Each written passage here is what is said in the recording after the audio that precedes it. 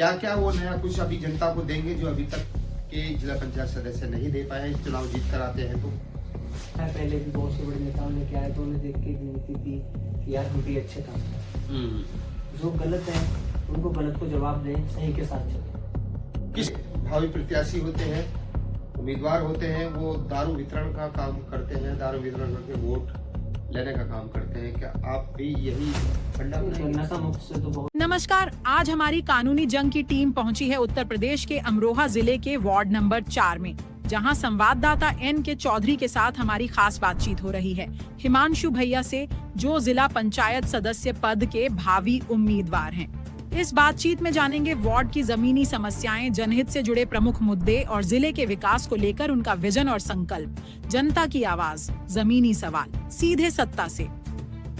नमस्कार, आज हमारी कानूनी जंग की टीम पहुंची है उत्तर प्रदेश के जिला अमरोहा के वार्ड नंबर 4 में, और जो जिला पंचायत के भावी उम्मीदवार है हिमांशु भैया जी के पास में, जो वार्ड नंबर 4 अमरोहा से चुनाव लड़ने की पूरी तैयारी कर रहे हैं। नव युवक हैं, उनके समक्ष बैठे हुए हैं।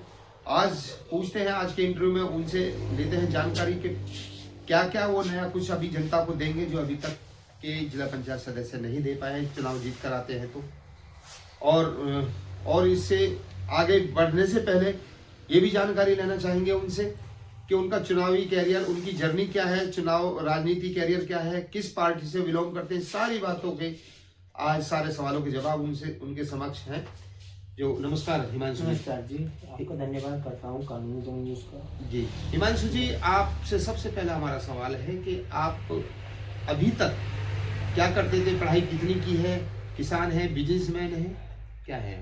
पढ़ाई की बात करें तो मैंने सिविल इंजीनियर का पॉलिटेक्निक डिप्लोमा किया हुआ है और बीटेक किया हुआ है सिविल इंजीनियर से।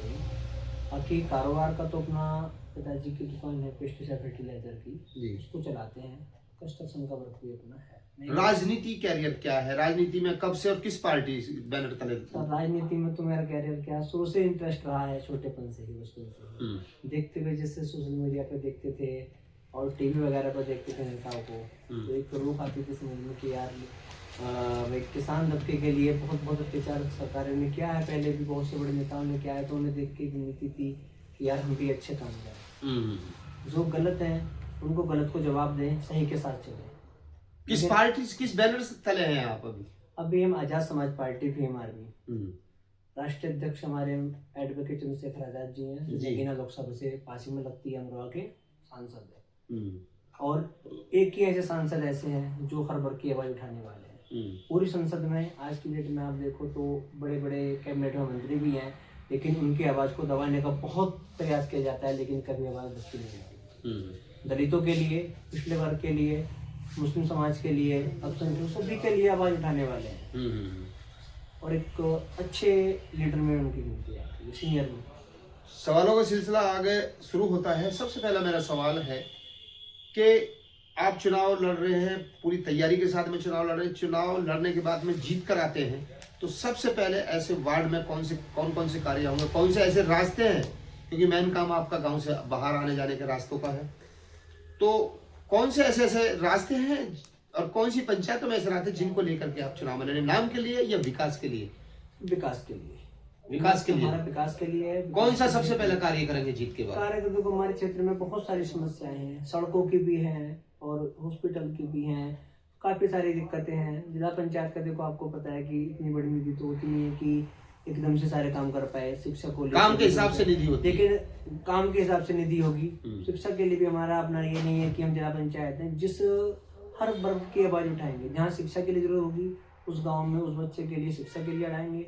हॉस्टल की जरूरत होगी, जैसे भी संभव उसकी मदद की जा सकती है, किसी अधिकारी से गुहार करके, किसी बड़े नेता से गुहार करके, तो उसके काम कराने के लिए बिल्कुल सबसे आगे रहेंगे।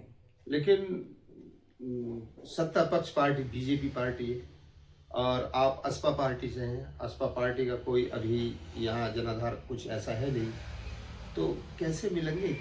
पर्सनल बिहाफ पे काम लाएंगे, ये कैसे लाएंगे आप काम? सर देखो, काम की बात ऐसी है, काम को अधिकारीगण समझते हैं कि काम जरूरत लायक है, तो अधिकारी भी मना नहीं करते, काम होता है जनता का। हम सच के साथ लड़ेंगे तो हमें जरूर काम मिलेगा, इतनी हमें जब जब चुनाव आते हैं हमारे देश में तो सबसे पहला क्या करते हैं जो हमारे भावी प्रत्याशी होते हैं, उम्मीदवार होते हैं, वो दारू वितरण का काम करते हैं, दारू वितरण करके वोट लेने का काम करते हैं। क्या आप भी यही फंडा अपनाएंगे? नशा मुक्त से तो बहुत दूर है, ये सब हम नहीं करेंगे चुनाव में।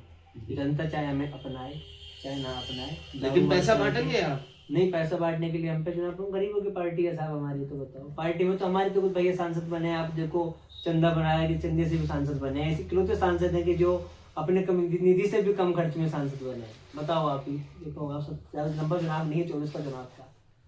जी चलिए, बात तो सही है आपकी, लेकिन अक्सर ऐसा होता है कि चुनावी माहौल में दारू का वितरण बहुत ज्यादा होता है। दारू का कोई लोग करते हैं, देखो दारू पिलाएगा तो वो काम नहीं कराएगा, सीधी सी बात है। अभी पहले चलते थे वो उसमें दारू पिला दिया। ये तो वोटरों को सोचना चाहिए ना, ये तो वोटरों को सोचना चाहिए। हाँ, वोटरों को सोचना चाहिए, बिल्कुल। इस पर आप कैंडिडेट का, उम्मीदवार का जो पहले खर्चा करा दोगे, पैसे ले लोगे, फिर कहाँ से विकास कराओगे? वो सब पैराशूटों का होता है, पैराशूट नेता हर वार्ड में आएंगे। मैं नहीं कह रहा कि मेरे वार्ड नंबर 4 में ही बड़े बड़े दिग्गजों का सामना आपको करना पड़ेगा। पिछले चुनाव में ऐसा हुआ है कि पैराशूट आए, दारू पिलाई, चुनाव जीता, अपने घर बैठ के चले गए। और आज भी क्षेत्र में विकास से कोई मतलब नहीं होता, विकास से मतलब नहीं है। और पब्लिक को भी थोड़ा दिख जाता है कि यार ये विकास करेगा नहीं, तो वो अपने मजे में रहते हैं और उस बच्चों का भविष्य खराब होता है। कुछ नहीं है वो। शिक्षा को लेकर क्या कहेंगे? आप पढ़े लिखे व्यक्ति हैं, आप शिक्षा को लेकर क्या कहें? प्राइमरी सरकारी स्कूल हर पंचायत में होते हैं, पढ़ाई का स्तर बहुत कम, बच्चे की संख्या बहुत कम होती है, क्यों होती है, क्या है ऐसा? उसको थोड़ा पढ़ाई के डेवलप कराएंगे उसको। स्कूलों में गांव में ग्राम पंचायत तो है, सभी में स्कूल बने हुए हैं, उनमें एक लाइब्रेरी की सुविधा कराएंगे। टीचर गवर्नमेंट होते ही हैं, लाइब्रेरी को डेवलप। बच्चों का कम स्तर गिनती में क्यों है? क्यों पढ़ने कम जाते हैं? अमीर लोग प्राइवेट में कराते हैं।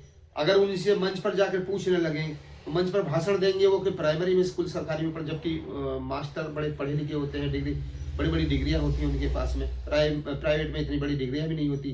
प्राइमरी में वो एडमिशन नहीं कराते, उनके बच्चे के कई प्राइवेट में कराते हैं। तो क्या कारण है ये? सर देखो, आजकल हर व्यक्ति, हर किसान, हर मजदूर अब देख के चलता है सामने वालों को। बड़े बड़े नेताओं के, बड़े बड़े बिजनेसमैनों के बच्चे तो इंग्लिश मीडियम कोडियम कॉन्वेंट में पढ़ रहे हैं। जो आप अपने अमरोहा में देख लो, कितने जिला पंचायत सदस्य हैं, अध्यक्ष जी हैं, ब्लॉक प्रमुख हैं। किसी नेता का एक का बच्चा भी अमरोहा में पढ़ रहा हो तो मुझे बताओ। सबके दिल्ली, बाहर, लंदन पढ़ने जा रहे हैं। क्या कहेंगे इस बारे में आप? इस चीज को जो बड़े प्रतिनिधि हैं उनको इस पर काम करना चाहिए। उन्हीं से मेरा निवेदन है कि इस पर काम करें। राशन वितरण बहुत बड़ी समस्या है देश की। 10 किलो में 8 किलो देना, 5 किलो में 4 किलो देना, घटतोली की समस्या। इसके अलावा सबसे बड़ी बात यह है कि अमीर लोग जो, जिनको राशन की कोई आवश्यकता है नहीं, वो राशन लेते हैं। गरीबों का हक छीना जाता है और कहीं ना कहीं वो बेचा भी जाता है। क्या ये सही है? ये खत्म कर देने चाहिए राशन कार्ड उनके। खत्म नहीं सर, जरूरतमंद को दीजिए, जरूरतमंद को अमीर लोगों की बात, अमीर लोगों के लिए इनको सरकार ने टीम बनाए, कार्यवाही कराए। जिनको जरूरत नहीं है, तो इस काबिल है कि जिनका कारोबार चल रहा है, सब चीजें नौकरी पे है, तो उनको नहीं, वो छोटे जिसको जरूरत है उसको जरूरत दिया जाए। जहाँ जिसका मजदूर को बहुत जरूरत है राशन की, उसको देना चाहिए। इसके अलावा गणतंत्र दिवस यानी 26 जनवरी आ रही है परसों, और बड़ा पर्व है हमारे देश का। तो क्या संदेश देना चाहेंगे अपने वार्ड वासियों को, वार्ड नंबर 4 को, वार्ड नंबर वासियों को, समस्त क्षेत्र वासियों को, समस्त देशवासियों को, प्रशासनिक अधिकारियों को, सभी को मेरी तरफ से 26 जनवरी की बहुत बहुत हार्दिक शुभकामनाएं। तो ये थे वार्ड नंबर 4 अमरोहा के भावी उम्मीदवार, जिला पंचायत सदस्य के भावी उम्मीदवार हैं, जिन्होंने अपनी बात बेबाकी से हमारे सवालों का जवाब दिया है, बेखट होकर, निडर होकर। और यह भी बताया है उन्होंने कि मुझे क्या, किस तरीके से काम कर रहे हैं और क्या होना चाहिए। जो जरूरी है, इनकी बात को आगे तक पहुंचाना। हमारी मीडिया, हमारा चैनल ये तो सपोर्ट नहीं करता है कि कौन किसको वोट दे, लेकिन ये जरूर कहता है अच्छे और सच्चे और ईमानदार व्यक्ति, शिक्षक व्यक्ति को, पढ़े लिखे व्यक्ति को ही वोट दे अगर विकास कराना है तो। कैमरामैन राकेश के साथ NK चौधरी, नमस्कार। पहले भी कभी इंटरव्यू दिया था आपने? पहले पिछले चुनाव में भी वैसे तो होते रहते हैं हमारे मेहनत में।